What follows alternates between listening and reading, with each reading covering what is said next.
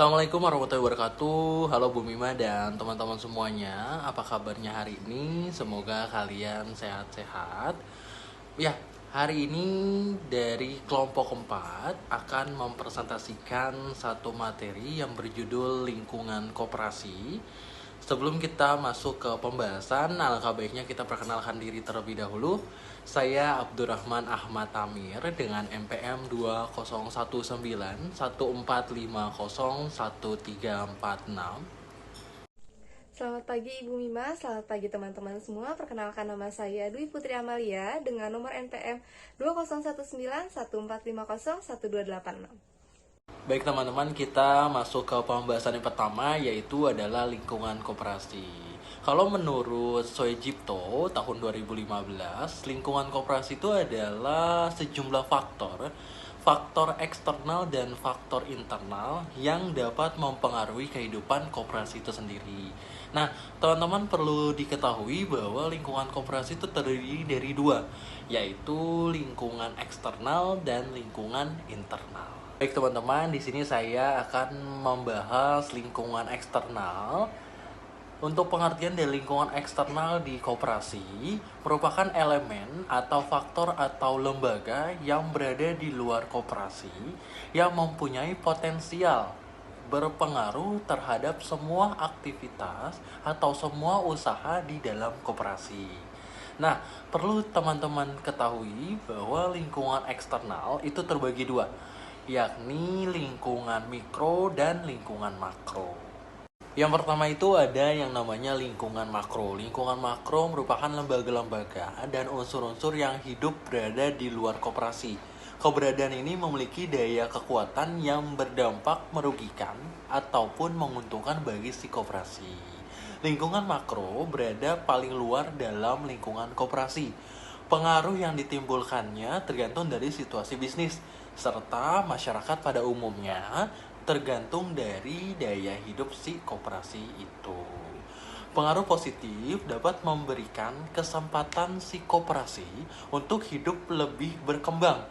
Jadi hidupnya lebih baik. Sedangkan untuk pengaruh negatifnya itu dapat mempersulit perkembangan koperasi. Bahkan dapat mengancam si keberadaan koperasi itu sendiri.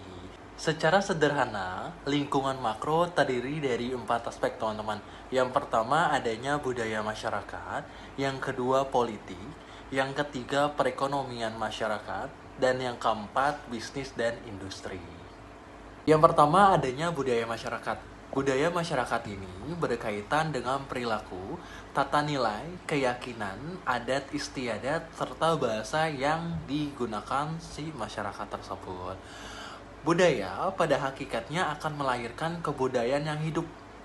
Berdasarkan pengertian dari Sujipto tahun 2015, mendefinisikan bahwa kebudayaan meliputi keyakinan, sistem nilai, bahasa, seni, sejarah, dan ilmu pengetahuan yang kesemuanya itu akan berpengaruh pada perilaku dasar masing-masing si pribadi seseorang. Nilai-nilai dasar masyarakat yang mampu memberikan dampak positif bagi keberlangsungan koperasi adalah nilai kerja dan karya, nilai mutu, disiplin, objektivitas, keterbukaan, serta tidak bermental korup. Kemampuan masyarakat untuk bersikap disiplin, berpikir objektif, menghargai orang lain, santun dan tidak iri hati, kemudian tidak mudah terprovokasi, serta tidak reaktif dan anarkis menjadi fondasi yang kuat untuk menciptakan kekohesifan dalam koperasi. Di samping nilai-nilai tersebut, terdapat sikap yang berpotensi muncul sewaktu-waktu dan harus diwaspadai, yaitu takutnya perubahan dan suka membuat alasan pembenaran, suka menuntut tetapi gampang menyalahkan, dan mengutamakan kepentingan pribadi di atas kepentingan kelompok. Yang kedua ada namanya politik. Kondisi politik dalam suatu wilayah maupun negara dapat berpengaruh terhadap koperasi. Situasi politik dalam masyarakat akan menentukan arah pertumbuhan ekonomi, sosial, ataupun aspek kehidupan lainnya. Politik akan menentukan arah keberpihakan berpengaruh pada pembentukan regulasi, rasa aman maupun kenyamanan.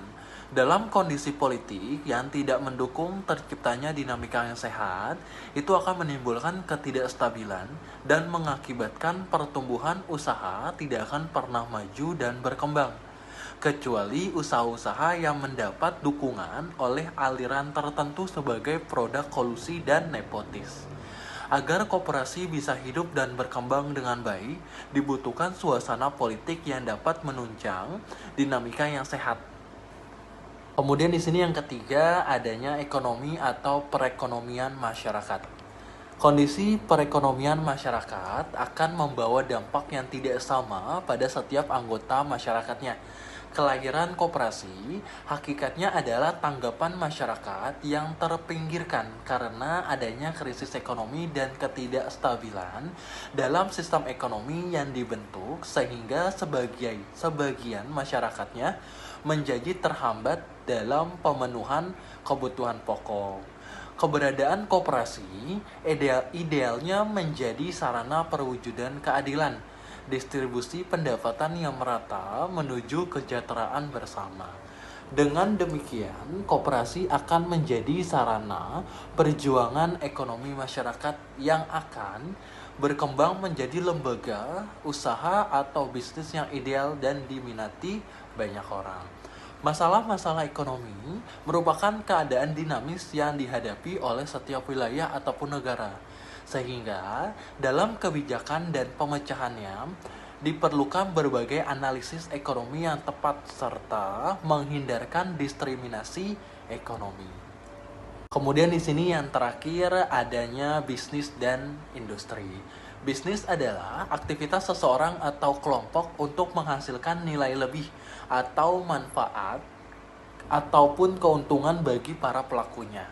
Dalam pengertian ekonomi kapitalis, bisnis memiliki makna usaha dan melakukan aktivitas memperoleh keuntungan sebanyak-banyaknya bagi para pelakunya, apakah perorangan, lembaga, atau bentuk lainnya.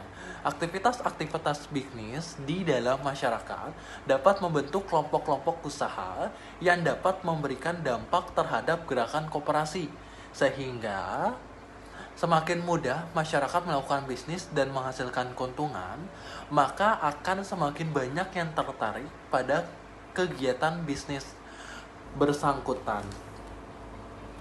Idealnya, dunia bisnis dapat mendukung tumbuh berkembangnya bisnis koperasi dengan cara bermitra dalam matra bisnis yang berbeda.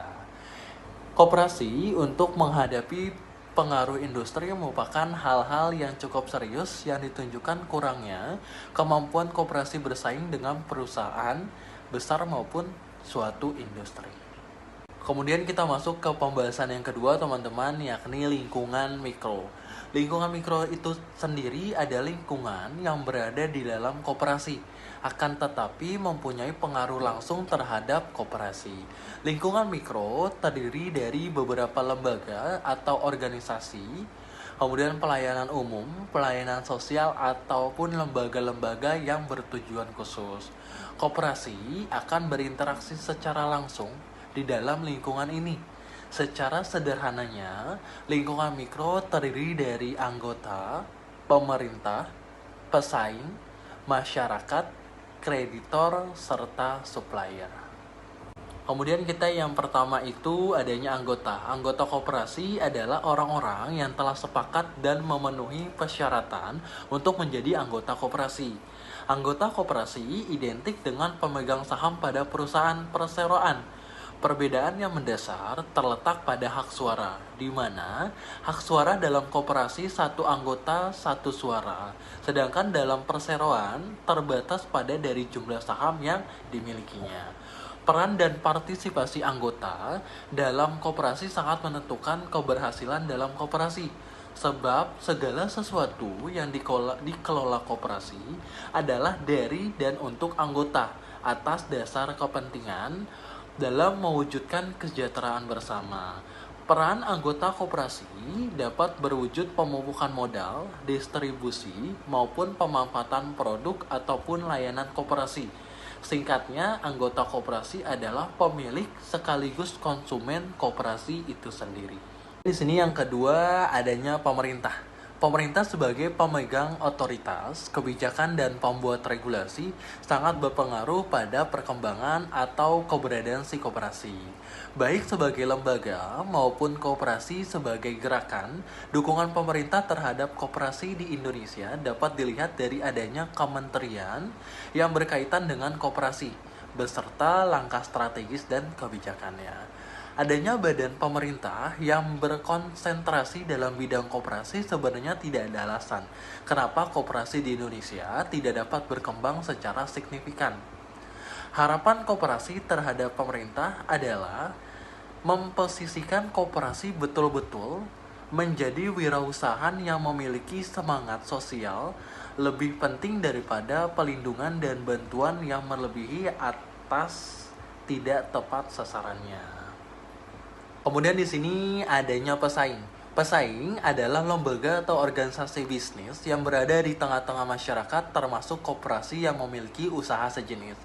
Tumbuh berkembangnya berbagai macam usaha, mulai dari minimarket, produk outlet, toko gudang rabat, retail, sampai dengan bank perkreditan rakyat adalah pihak-pihak yang menjadi pesaing langsung maupun tidak langsung bagi si koperasi. Dalam persaingan diperlukan kecerdasan mengelola situasi, memperkuat diri, kecerdasan mencari dan menciptakan peluang, membangun keunggulan, serta kemampuan menentukan strategi dan pengelolaannya.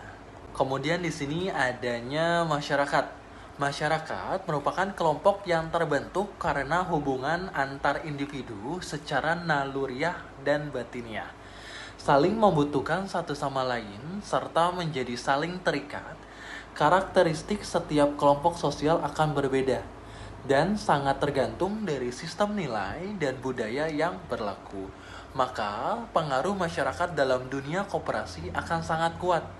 Cara berpikir, cara pandang, cara merasakan oleh masyarakat, serta penyikapannya akan berpengaruh pada si koperasi. Realitas menunjukkan bahwa masyarakat berpenghasilan tinggi cenderung kurang perhatian terhadap si koperasi. Kemudian di sini adanya kreditor. Kreditor adalah pihak atau lembaga keuangan penyedia dana untuk mencukupi kebutuhan modal koperasi yang berasal dari luar anggota. Peran kreditor identik dengan pemasok ataupun supplier, tetapi si kreditor lebih bersifat khusus pada hal-hal yang bersifat finansial. Peranan lembaga-lembaga kreditor dalam menyikapi usaha koperasi akan berpengaruh terhadap si kehidupan koperasi di masa yang akan mendatang. Kemudian di sini adanya supplier. Supplier dalam hal ini adalah penyedia barang atau jasa yang berkaitan dengan usaha inti. Pemasok berperan sebagai perantara antara produsen dengan pengecer. Pemasok akan mengirimkan barang kepada pengecer sejumlah barang yang akan dibutuhkan oleh konsumen dengan disertai syarat dan ketentuan yang disepakati oleh kedua belah pihak. Jika syarat dan ketentuan tidak memberatkan, maka akan membantu kelancaran bisnis atau usaha. Begitupun sebaliknya, akan menjadi hambatan jika syarat dan ketentuan memberatkan si pengecer. Biasanya, koperasi semestinya juga mampu melakukan kerjasama bisnis eceran ini secara proporsional. Misalkan, koperasi serba usaha yang melayani anggota dan masyarakat umum, supplier seringkali ragu terhadap koperasi yang konon dipersepsikan sebagai anggota eksklusif dan terbatas. Baik, di sini saya akan menjelaskan mengenai lingkungan internal koperasi. Lingkungan internal adalah lingkungan yang paling dalam dan berada di dalam koperasi itu sendiri. Sehingga lingkungan internal ini sangat berpengaruh dalam menentukan keberhasilan koperasi itu sendiri. Secara sederhana, terdapat 4 lingkungan internal koperasi. Yang pertama ada sumber daya insani, lalu yang kedua ada modal atau permodalan, yang ketiga ada sistem, dan yang terakhir ada peralatan. Lalu setelah ini saya akan menjelaskan satu persatu dari keempat lingkungan internal koperasi. Yang pertama ada sumber daya insani. Sumber daya insani bisa juga disebut dengan sumber daya manusia. Jadi sumber daya insani atau sumber daya manusia merupakan sumber daya yang hidup dan otonom, memiliki peranan penting dan sangat berpengaruh dalam segala jenis usaha termasuk dengan koperasi. Jadi di dalam sumber daya insani atau di dalam sumber daya manusia ini harus memiliki suatu hal yang berbeda dengan yang lainnya. Seperti misalnya keterampilan, lalu motivasi, lalu pengetahuan, dan lain sebagainya. Seperti itu. Untuk apa? Untuk mendukung ataupun membantu tugas-tugas individu yang telah diberikan oleh para pemimpin-pemimpin perusahaan ataupun para petinggi-petinggi perusahaan. Seperti itu. Menurut fungsi dan perannya, terdapat 3 kelompok di dalam koperasi. Yang pertama ada top management, lalu yang kedua ada middle management, dan yang ketiga ada low management. Apa saja sih yang terdapat di top management? Ya, jadi yang terdapat di top management yaitu yang pertama biasanya itu adalah direksi atau direktur utama perusahaan dan juga CEO, seperti itu. Jadi di top management ini biasanya terdapat pemimpin-pemimpin ataupun para petinggi-petinggi perusahaan, seperti itu. Lalu yang kedua ada middle management. Apa saja sih yang terdapat di middle management ini? Nah, jadi yang terdapat di middle management ini biasanya ada kepala cabang, kepala departemen, lalu juga ada kepala divisi dan lain sebagainya. Jadi fungsi di middle management ini biasanya itu adalah untuk mengelola cabang-cabang koperasi atau cabang-cabang perusahaan, seperti itu. Lalu yang terakhir ada low management. Jadi yang terdapat di low management yaitu ada supervisor, lalu ada manager section, dan juga ada manager officer, seperti itu. Lalu yang kedua ada permodalan atau modal. Jadi modal merupakan dana atau uang yang digunakan sebagai sarana untuk melakukan aktivitas dalam kegiatan koperasi. Ketentuan khusus berkaitan dengan modal dalam koperasi yaitu bahwa modal harus berasal dari anggota koperasi itu sendiri. Itu. Jadi memang untuk besar kecilnya modal yang dikeluarkan oleh anggota koperasi itu biasanya sesuai dengan kesepakatan mereka masing-masing. Jadi memang sebelum dibangunnya koperasi biasanya mereka mengadakan rapat terlebih dahulu kepada anggota-anggota koperasi untuk menentukan seberapa besar modalnya dan seberapa besar juga bagi hasil yang akan mereka terima, seperti itu. Yang ketiga itu ada sistem. Sistem merupakan perangkat kelengkapan koperasi yang seharusnya tersedia untuk mendasari pelaksanaan tugas dan pertanggungjawaban, untuk mempermudah pelaksanaan pekerjaan dan juga pengendalian. Jadi yang terdapat di sistem ini yaitu biasanya peraturan-peraturan yang dirujuk dari visi dan misi perusahaan dan juga berisi peraturan pokok ataupun pedoman kerja. Mungkin kita semua di sini yang bekerja tidak awam dengan kata-kata pedoman kerja atau peraturan-peraturan yang telah dibuat oleh perusahaan, karena memang setiap perusahaan pasti memiliki peraturan sendiri-sendiri, seperti itu ya. Jadi memang untuk apa sih dibuat peraturan perusahaan? Untuk apa dibuatnya pedoman perusahaan?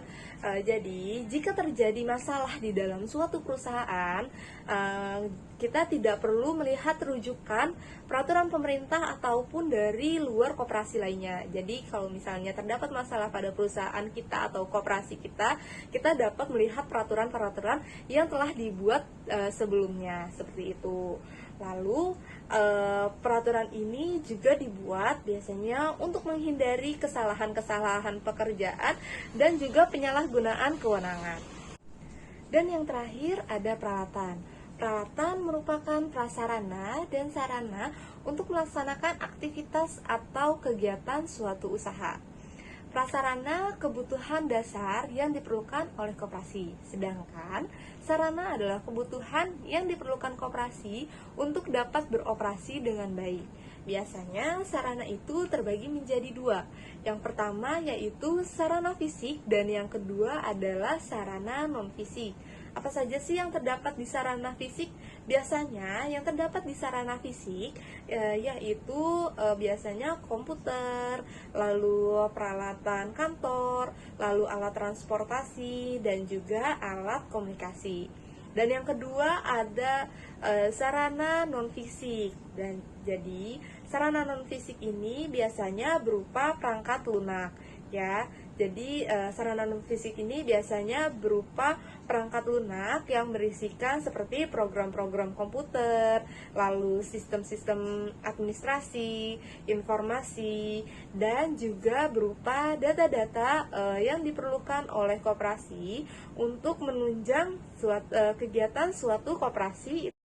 Baik, sampai di sini presentasi yang dapat kami sampaikan. Jika ada kurang lebihnya mohon maaf. Wassalamualaikum warahmatullahi wabarakatuh.